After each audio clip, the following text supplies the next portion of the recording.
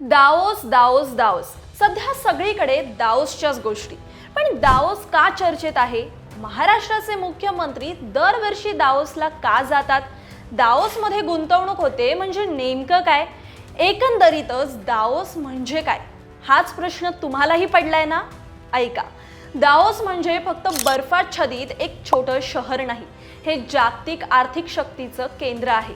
महाराष्ट्राचे मुख्यमंत्री या स्वित्झर्लंडमधल्या छोट्या बर्फाच्छादित शहरात जातात, जिथे वर्ल्ड इकॉनॉमिक फोरम होतं. इथे राष्ट्राध्यक्ष, पंतप्रधान, मोठ्या कंपन्यांचे सीईओज आणि गुंतवणूकदार एकत्र येतात आणि कोट्यवधींच्या गुंतवणुकीसाठी योजना बनवतात.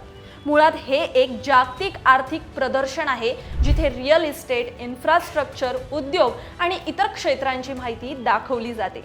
महाराष्ट्र दरवर्षी भारतातील सर्वाधिक MOUजला साईन करणारं राज्य म्हणून ओळखलं जातं, ज्यात महाराष्ट्र सरकार या व्यासपीठाचा फायदा घेतं.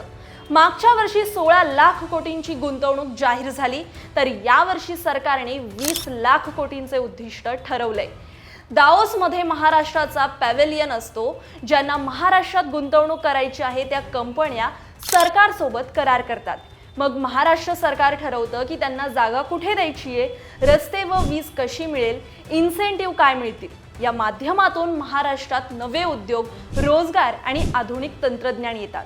थोडक्यातच महाराष्ट्राचा जागतिक विकास हा दाओस सारख्या व्यासपीठावरूनच सुरू होतो आणि यामुळे राज्याचा चेहरा मोहरा बदलतो, रोजगार वाढतो आणि गुंतवणूक येते.